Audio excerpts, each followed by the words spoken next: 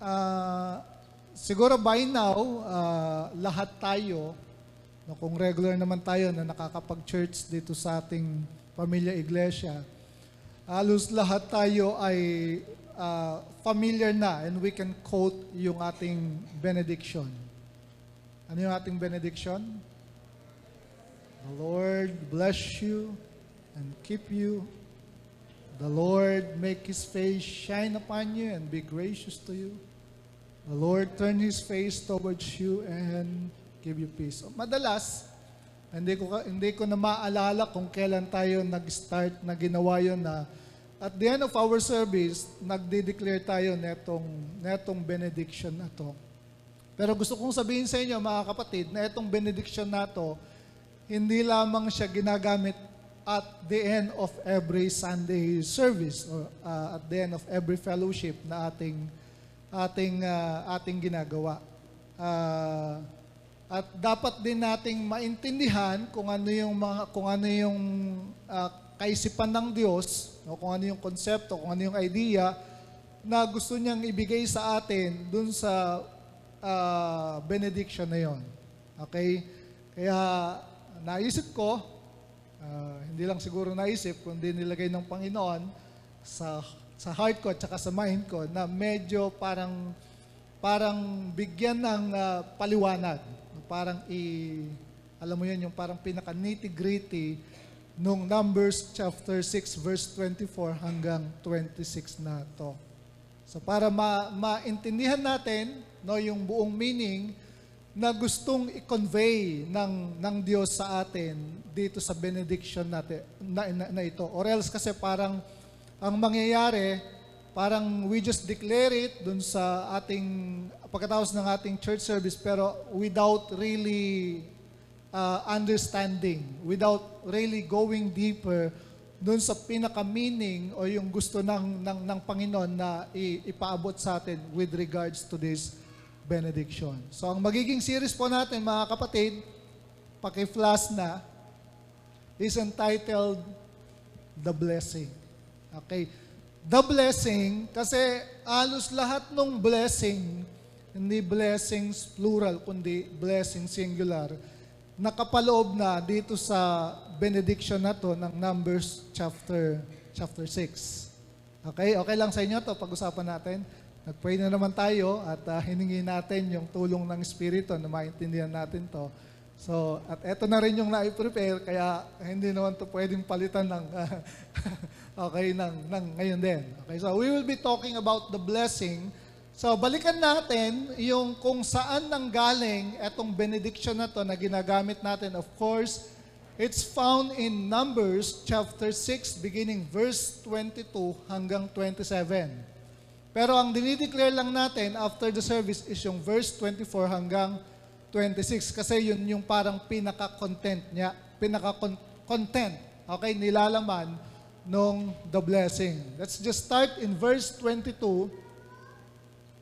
Ang sabi niya diyan, Then the Lord spoke to Moses, saying, Speak to Aaron and to his sons, saying, Thus you shall bless the sons of Israel. You shall say to them, The Lord bless you and keep you. The Lord make His face shine on you and be gracious to you. The Lord lift up His countenance on you and give you peace. And then verse 27, So they shall invoke my name on the sons of Israel, and I then will bless them. Kaninang umaga, tinatanong ko si Sister Agnes dun sa word na invoke. Sabi kasi niya dyan, dun sa verse 27, They shall invoke my name on the sons of Israel, and then, sabi niya, I will bless them. Ano pagkaintindi niyo dun sa word na invoke? Kasi usually, etong word na to, naririnig natin dun sa mga court hearing. Di ba, yung kay Napoles, di ba, kung sino yung dating Chief Justice. Sabi niya, kapag medyo ayaw nilang sagutin, yung tinatanong ng mga judges, ng mga senator judges, ang sinasabi nila, I invoke my right to privacy. I invoke my right to privacy. I invoke. I invoke. I invoke. Hanggang sa yung I invoke sa kakasabi, ang naging ang naging pronunciation na niya ay I imbot. I imbot. Ang naging I imbot. I imbot. So, di ba, sinasabi na I invoke my right to privacy. So parang yung word na invoke, parang you're pleading something eh. Di ba? Parang ito ay isang higher authority para yung gusto mong mangyari or maganap, magkaroon ng katuparan. No? So yun yung parang pinaka-essence ng word na invoke. So nung sabihin dito ng Diyos kay Moses, they shall invoke my name on the sons of Israel. Parang ang sinasabi dito, ang idea na dun sa pagkakaintindi ko, parang ang God, He is very desirous. Alam mo yon, yung passion ng God to bless His people. Nagigets pa natin yung idea? Kasi sinasabi nun o ipinapakita nun yung utmost desire. Di ba? Yung compassion, yung passion ng Diyos na pagpalain yung kanyang mga anak. Amen? So God, makikita natin dito mga kapatid, God is very desirous to bless His people. Pero yun nga, minsan hindi parang nangyayari. So ano kaya yung dahilan? No? So etong passage na to, mga kapatid, tinatawag din nila itong the priestly blessing or Aaronic blessing. Kasi nga, nag-start siya dun sa Old Testament, pero hindi naman nangangahulugan na yung blessing na ito ay para lang dun sa mga Israelita. No, ito rin po ay para sa atin. Okay? The priestly blessing or Aaronic blessing. Kilala natin si Aaron, di ba?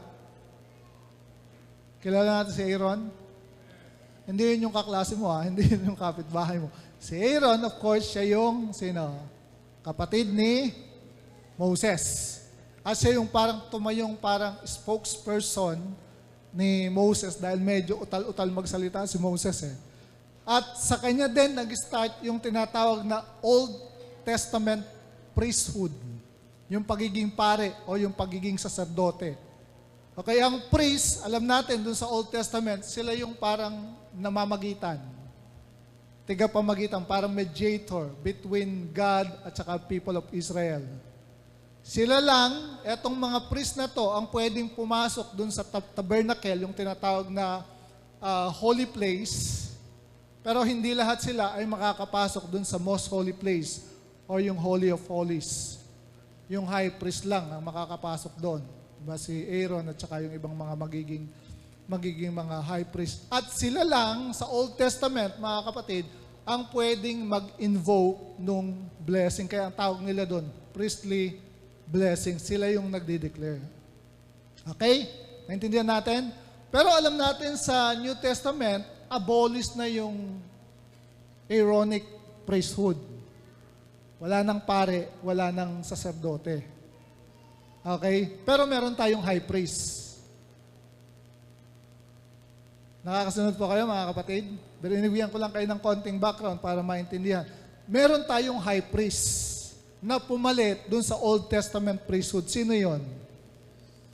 Si Jesus Christ. Siya na yung high priest. Tapos meron pa rin mga priests. Kasi ang priest, siya yung parang namamagitan sa Diyos at saka sa tao eh. Sa New Testament, hindi na natin kailangan ng priest. Hindi na natin kailangan ng, kasi andyan na si Jesus. At tayo bilang mga believers, mga mananampalataya, tayo na yung mga priests. Ibig sabihin nito, mga kapatid, through Jesus Christ, pwede na tayong dumiretso sa Diyos. Okay? Ito yung verse. Hebrews chapter 4, verse 14 hanggang 16. Saying then that we have a great high priest that is passing to the heavens. Sino yung high priest na yon? Jesus, the Son of God, let us hold fast our profession, for we have not an high priest which cannot be touched with the feeling of our infirmities, but was in all points tempted like as we are, yet without sin. Verse 16, let us therefore come boldly. Etong verse 16, ito na yung blessing ng priesthood natin doon sa New Testament. At saka meron tayong high priest. Let us therefore come boldly unto the throne of grace, that we may obtain mercy and find grace to help in time of need. At yung sinasabi natin ngayon, nasa langit, wala nang palakasan, hindi na kailangan ng padrino. As a priest of God, as a believer in Christ Jesus, you can go directly. Naintindihan natin? Amen? Okay. Just making sure nagising pa kayo. So, hindi mo na kailangang, para maging mas malakas ako sa Diyos, para mas malakas ang panalangin ko, kailangan nahanap ako ng medyo spiritual na tao. Hindi na kailangan yung ganon. Kasi meron ng priesthood lahat ng mananampalataya at meron na tayong high priest sa katauhan ng ating Panginoong Hesukristo. So, ibig lang sabihin nito, mga kapatid, pinakita ko yan para maintindihan natin na yung Numbers chapter 6 verse 24 hanggang 26 ay hindi lamang para sa Old Testament, kundi ito ay much more applicable dito sa New Testament. Because meron tayong better covenant than the Old Testament. Mas maigi, mas maganda yung ating tipan sa Diyos kesa dun sa kanila, dun sa lumang tipan. Okay? Hindi na natin kailangan bumalik dun sa Old Testament. In fact, sinasabi nga ng Ephesians 1:3 na tayo ay blessed with every spiritual blessings. Amen? Amen ba yun? Okay. So, ngayon, meron pong parang kaisipan na gustong iparating sa atin ng Panginoon dito sa blessing na ito ng 6:24 to 26. Let me give you parang tatlong concept or kaisipan na gustong ilagay ng Diyos dun sa puso natin dito sa blessing na to. Okay? So, una, yung kaisipan na i-declare natin yung protection ng Panginoon. We declare God's protection. The Lord bless you and keep you. Okay? Pangalawa, isa pang kaisipan na dapat na tatanim sa atin about the blessing is yung meron tayong provision. Okay, yung design ng Panginoon, not just to protect us, but also to provide dun sa ating mga pangangailangan. And then, number 3 is yung God's prosperity. Yung pangalawa pala, the Lord bless you and keep you. The Lord, yung provision, the Lord make His face shine upon you and be gracious to you. Parang yung favor ng Panginoon, tinignan ko ibang word na ginamit for favor is provision. And then yung pangatlo, ano na yung panghuli? Make His face shine upon you. The Lord turns His face towards you and give you peace. The shalom of God, yun yung prosperity. Okay? So, isa-isahin natin yan, mga kapatid, para kapag dinideclare natin yung blessing, we have something in mind. Diba? Meron tayong mga konkretong anong tawag dito, imahe na naglalaro dun sa isipan natin na gusto nating mangyari sa buhay natin or dun sa ating, kung sino man yung taong yon na kung saan ay dinideclare natin etong blessing na to. So when you say, the Lord bless you and keep you, nagkakaroon ka ng imahe na sinusugo ng Diyos yung mga anghel niya para palibutan yung taong yon na kung saan ay dinideclare mo yung blessing. Alright? Okay? So, simulan po natin. Isa-isahin po natin yan. Isa-isahin natin yan para mas lalong maging malinaw sa atin yung meaning netong number 6:24 hanggang 26. Okay. Nag-start siya dun sa the Lord bless you and keep you. The Lord bless you. Sino yung nagbibigay ng blessing? It is the Lord. Amen? Hindi yung Bombay. Okay? Ang nagbibigay. Hindi yung mister mo na pagdating ng kinsenas at saka katapusan, ops! Blessing. Okay? Iaabot na sa iyo yung envelope. Iaabot na yun sa iyo. Ops! Mas bless ako. Okay? So, pinapakita dito na ang Panginoon, siya yung nagbibigay ng blessing. In fact, dito sa Numbers 6:24 to 26 na ito na pinag-uusapan natin, 3 beses na mention yung the Lord. Number 1, sabi niya, the Lord bless you and keep you. Pangalawa, the Lord make His face shine upon you and be gracious to you. The Lord turn His face towards you and give you peace. No? So ang source, mga kapatid, yung pinagmumulan ng lahat ng blessing is the Lord. Malinaw ba yun? It is the Lord who gives us the blessing. In fact, sabi rin ng Deuteronomy, chapter 8, verse 18, no, it is God who gives us the ability to get wealth to fulfill His covenant. So, siya yung source. So, yung idea ng blessing, mga kapatid, ito ay hindi nagmula sa kung saan-saan. Hindi ito inimbento ng mga pastor. Okay, hindi ito inimbento ng kung sino-sinong mga pinapakinggan nating mga tele-evangelists na minsan laging nanghihingi lang ng pledges at kung ano-ano pa, sasabing pagpapalain kayo ni Lord. Diba? So gusto kong sabihin sa inyo ngayon na yung idea ng blessing, ito ay nagsimula sa Panginoon. Kung pinag-uusapan yung DNA, kung meron mang DNA, di ba, ang God, part ng DNA ng Diyos, yung i-bless yung kanyang mga anak. That's why, yung kagustuhan na yan ng Panginoon as a parent, no, dun sa kanyang mga anak, nandun din yun, dun sa bawat magulang. Tama, mga magulang? Sinong magulang ang nagnanais na masumpa ang kanyang anak? Meron ba rito? Okay, wala. Di ba? Lahat ng magulang, mabuting magulang, gusto nila na ma-bless yung kanilang anak. Saan nanggaling yung desire na yon? Nanggaling yun sa Diyos. Bahagi yon ng kanyang pagiging Diyos, yung i-bless yung kanyang mga anak.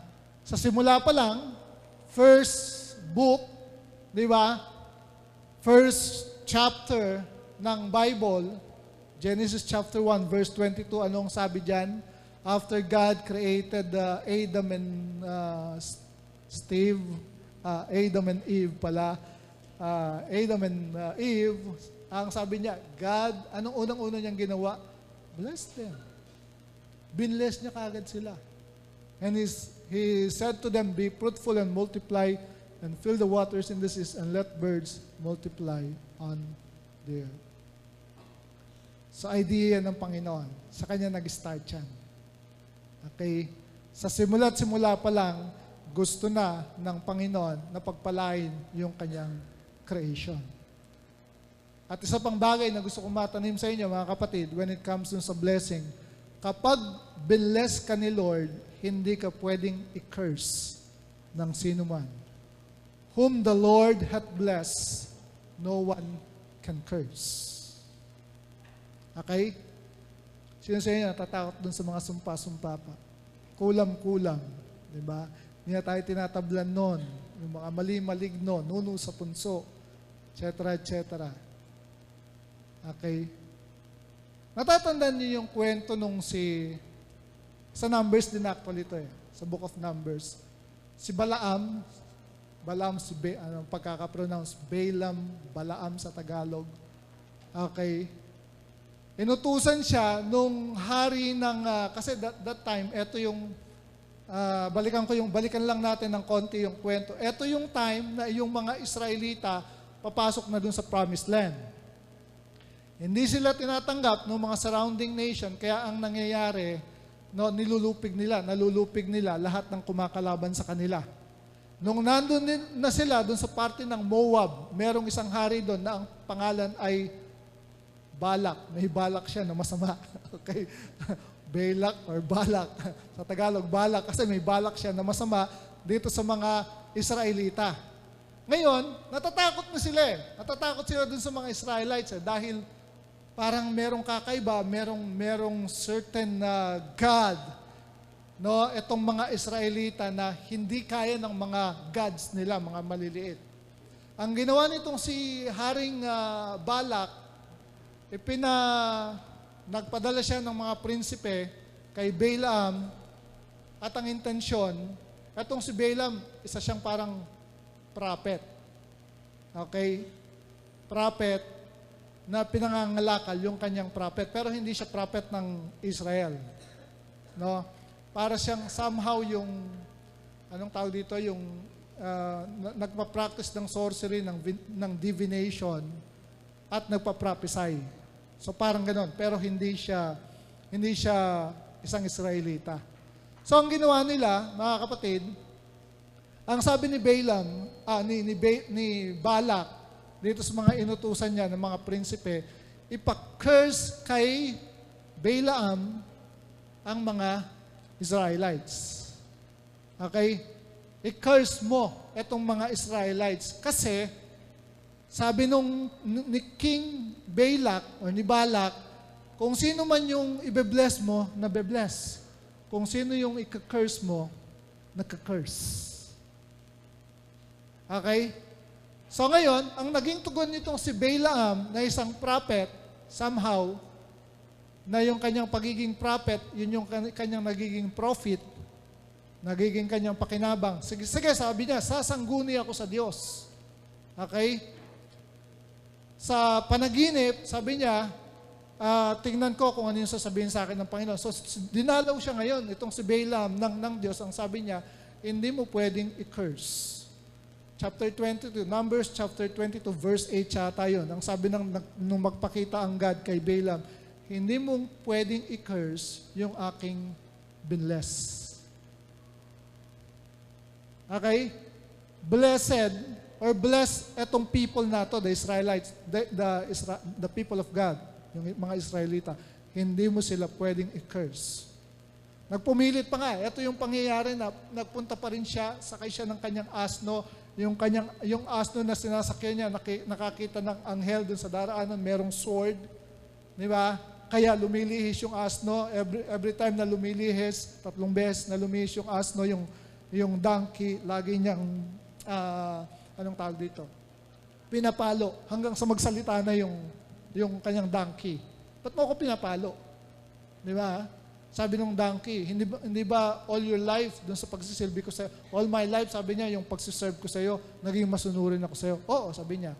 Saka binuksan ng Diyos, no, yung spiritual eyes ni Balaam at nakita niya, merong anghel. Na kung tumuloy yung donkey, patay siya.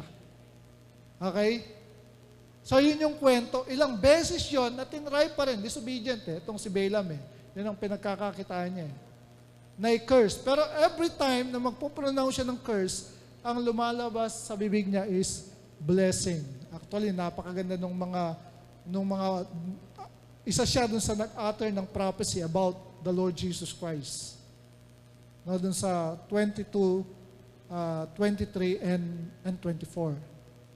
So, kapag binless ka ng Panginoon, mga kapatid, hindi ka pwedeng i-curse ng sino man. Naintindihan po natin?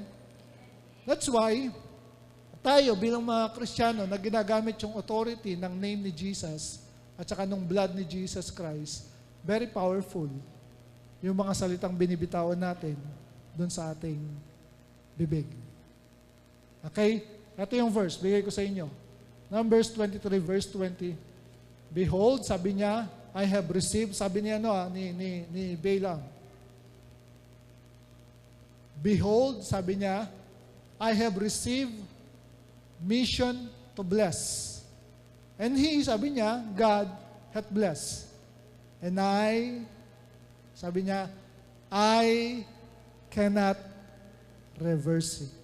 Hindi ko siya pwedeng baliktarin. So, whom the Lord hath blessed, no one can curse. Malinaw mga kapatid? So tinitingnan lang natin yung mga facts, di ba, yung mga truths about God's blessing. Siya yung source, idea niya na i-bless tayo. At kapag binless niya tayo, hindi tayo pwedeng i-curse ng sino man. And then, dapat, mga kapatid, to receive God's blessing, we must cooperate sa Kanya. The reason why hindi nagmamaterialize yung mga blessing ng Panginoon sa buhay natin as people of God, the New Testament Israel of God, it's because hindi tayo nakikipag-cooperate sa Kanya. Okay? Unang-una na, hindi tayo naniniwala. You don't believe. Di ba? Kasi, nakatali tayo dun sa mindset na ipinanganak akong ganito, mamamatay akong ganito. Ganito kami noon, ganito pa rin kami ngayon, at magiging ganito kami habang panahon. Alam niyo yon? Consistent. You are committed to being a failure or what? Or hindi blessed. Okay? So, believe it. After believing, declare it. Dinideclare mo siya dun sa buhay mo. You declare the blessing. Kaya nga sa kanila, di ba, actually, nag-start yung praise na kino-quote na you are deeply loved, you are highly favored, you are extremely richly blessed. Sabi nila, nag-start yun dun sa Joseph Prince. Pero of course, hindi naman talaga yung nag-start kay Joseph Prince. Nag-start yun sa Bible. Siya lang yung parang siguro, dahil medyo naging sikat na preacher nung sabihin niya yun, mas medyo, gano'n naman minsan eh. Di ba, pag yung medyo, hindi masyadong kilalang pastor, may sinabing truth, hindi masyadong benta. Pero kapag medyo malaking church at medyo medyo bumebenta ng no? Pero pareho lang. Di ba yung sinasabi? Okay, so, believe it and then declare it. Dinideclare mo to sa buhay mo that you are blessed by God. And then, you receive it. And then you live. Sinasapamuhay mo siya. Okay? Doon pa lang sa pamumuhay natin, mga kapatid, makikita na doon kung ikaw ay blessed, kung ikaw ay nare-receive mo yung blessing ng Panginoon o hindi. Alright? So kung hindi pa nagmamaterialize, just act like it. I'm blessed. Amen? Kasi law of attraction eh. Merong law of attraction dito sa universe. You attract who you are. You attract what you are. Diba? So kung ikaw ay pessimistic, you attract pessimism. Kung ikaw ay optimist, you attract yung mga good vibes, yung mga positive vibes na tinatawag. Nakuha pa natin? Okay, so, to receive God's blessing, dapat we must cooperate with God. Believe it, declare it, receive it, and live it. Bigyan ko lang kayo ng 2 verse patungkol dito. Number 1 is Numbers 23, verse 19. Anong sabi dyan? God is not a man, so He doesn't lie. So kung sinabi niyang, I will bless you, then totoo yun sa Kanya. He is not human, so He does not change His mind. Hindi nagbabago yung Kanyang isip. Okay? Has He ever spoken and failed to act? Nagsabi ba siya ng ganito, tapos iba yung Kanyang ginawa, or hindi niya ginawa? Has He ever promised and not carried it through? Nangako ba siya tapos hindi niya to tinupad? Okay? So, dun sa God part na tinatawag, mga kapatid, kung will niya yun, kung desire niya yun, gagawin niya yun. Pero, dapat makipag-cooperate tayo sa Kanya, maniwala tayo, i-declare natin ito dun sa buhay natin, and then start living with the blessing of God. Kasi sabi ng James chapter 2, verse 26, sabay-sabay nating basahin yan. Ano sabi?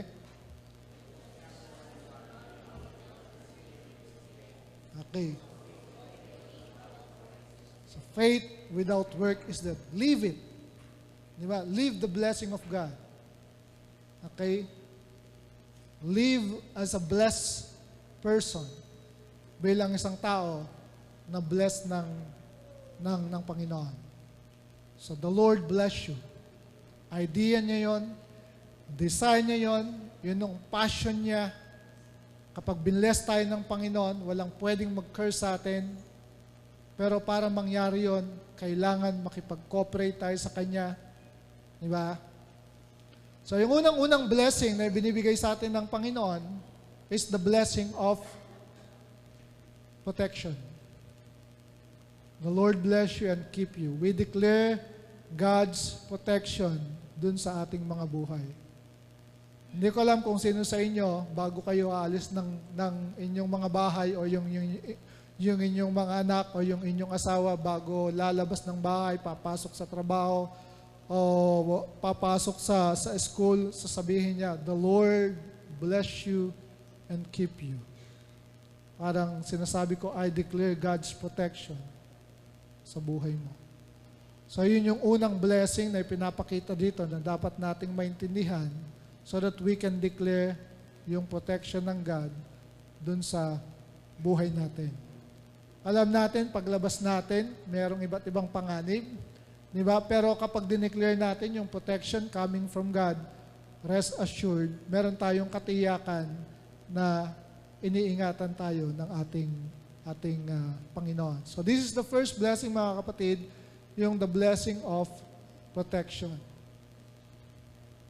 The word keep means to provide and care, to guard, and to protect. Sa Bible, maraming mga passages tayo nababasa. In fact, yung Psalm 91, kinote pa sa atin ni Elijah from verse 1 hanggang ilang verse ba yun? Diba? Yung Psalm 91. Okay? Familiar with Psalm 91? Sino ba dito dating El Shaddai? Kasi El Shaddai, di ba yan ang nila? Salmo 91? Di ba? Nandun pa nga dun sa panyot, winawagayway nila. Hindi lang natin alam kung kabisado nila. Di ba? Kasi parang naging magic panyo eh. Okay? Magic panyo. Okay, so, most of us, mga kapatid, familiar with Psalm 91. Tama? Tama ba ako? Okay, so i-assume ko yun. Kaya titignan na lang natin is Psalms 121. The whole chapter, babasahin natin. Ang sabi niya sa The Message Translation, sabi niya, I look up to the mountains. Does my strength come from the mountains? No, sabi niya, my strength comes from God, who made heaven and earth and mountains. Verse 3, He won't let you stumble. Your guardian God won't fall asleep. Bakit dapat hindi siya nakakatulog? Hindi raw siya natutulog, di ba? Kasi baka pag nakatulog siya, mapahamak na tayo. Di ba? Hindi na niya tayo mababantayan. Di ba? Masasagasaan ka na kasi siya yung, okay, may sasalisi. Okay, may sasalisi daw. Your guardian God, sabi niya, won't fall asleep. Not on your life. Israel's guardian, sabi niya, will never doze or sleep. Yung doze, yung para magte-take ng nap eh. Okay. Isang verse na, verse 5, God's your guardian, right at your side to protect you, shielding you from sunstroke, sheltering you from moonstroke. God guards you from every evil. Imagine, nung lumipad yung Don Mariano Transit sa Skyway, wala ka doon. Diba? At siguro, kung nakasakay ka doon, baka hindi nangyari yon sa kanila.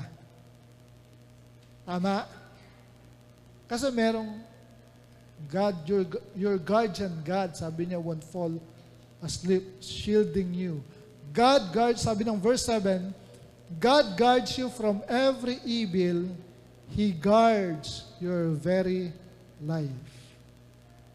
Ibig sabihin, Hindi ka mawawala dito sa mundo, yung buhay mo, hindi ka mawawala dito kung wala siyang permiso. So hanggat hindi pinipermiso o inaalaw ng Panginoon na umalis ka dito sa mundong ito, hindi ka pa aalis. Okay? Malinaw yon mga kapatid? So this is the blessing of protection. The Lord bless you and keep you. Verse 8, He guards you when you leave and when you return. Yung paglabas mo sa bahay mo, hanggang sa pagbalik mo, siya raw yung nag-guard sa'yo. Siya yung nag-iingat sa'yo. Amen? So kung ikaw ay nanay, kung ikaw ay isang parent, at ini-invoke mo, dinedeclare mo yung God's protection, nakakabawas yun doon sa pag-aalala mo. Wala pa anak ko Alas 10 na, alas 11 na, alas 12 na. Di ba? Teka, ba't ako mag-aalala? In-invoke ko, dineclare ko yung protection na nanggagaling sa Panginoon. So I believe, kung paanong safe na lumabas ang aking anak, safe din siya na makakabalik dun sa aking tahanan. Amen ba yun? Is that a blessing from God? Blessing ba yun? Amen. Diba yung araw-araw, hindi natin alam yung mga pangyayari. Pag nanood ka nga ng Soko, minsan yung pag Saturday, nakakapanood ako ng Soko, parang parang kahit wala akong palpitation, parang nagpapalpitate ako dun sa mga, tapos maiisip mo, what if? Diba? What if kung yung anak mo yung nandun sa ganong kundi rape, diba? Biktima ng saksak, ng hold up, at kung ano-ano. But we thank the Lord for His protection upon us, sa ating mga anak, sa ating mga mahal sa buhay. Amen po? So, He guards you when you leave and when you return. He guards you now. He guards you always. So, when you say, the Lord bless you and keep you, ini-invoke mo yung protection ng God dun sa taong yun, anak mo, mahal mo sa buhay, na kung saan dinideclare mo para sa Kanya, atong the Lord bless you and keep you. Simula pa lang yun. Ng blessing ng Panginoon na ibinibigay niya sa atin. The blessing of protection. Okay? So, part 1 po ito, ng ating series about the blessing, 3-part. No? Protection, provision, prosperity. We understand now that the first blessing is the blessing of protection. We declare God's protection sa buhay natin at sa buhay ng mga tao na kung saan dinideclare natin yung Numbers 6:24-26. So to conclude, ito pong first message na to mga kapatid, naintindihan natin, alam natin na kapag tayo ay binlessed ng Panginoon, we also start blessing other people. Para kang alulod na dinadaluyan, pinagdadaluyan ng tubig ng pagpapala ng ating Panginoon. It's impossible na kapag binless ng Diyos ang isang tao, ay hindi siya nagiging blessing para dun sa iba. Amen ba yun? Sino sa inyo binless na ng Lord? At sino yung nagiging daluyan ng pagpapala ngayon? Praise God. Lord, salamat po dahil gusto po ninyo na pagpalain po kami.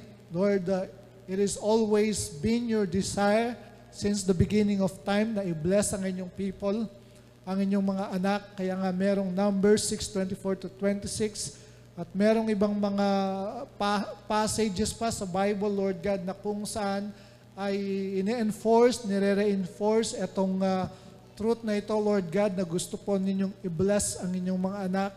At naintindihan din namin, Panginoon, na as you bless us, Lord, ay nagsisimula rin po kami na i-declare itong blessing na ito sa ibang tao. Unang-una sa lahat, sa aming mga mahal sa buhay, sa aming mga kasamahan sa simbahan, sa aming mga kaibigan, Lord God, yung mga tao na namimit po namin sa aming pang-araw-araw na pamumuhay, O Lord. Maraming salamat na ito pong truth na ito, Lord God, ay hindi lamang isang benediction na iniiwan at the end of every service, kundi isang truth, Lord God, that needs to be applied, Lord. Kinakailangan pong i-apply doon sa aming pang-araw-araw na pamumuhay. We should declare itong blessing na ito sa aming mga sarili, sa aming mga kapamilya, sa aming mga mahal sa buhay, sa aming mga kaibigan, at kung sino pang mga tao na kung saan ay meron po kaming mga relasyon. Salamat po, at naniniwala po kami na patuloy na sasamahan po ninyo kami as we study this series about the blessing. Sa inyong papuri, aming Ama, sa pangalan ni Jesus. Everyone say, Amen.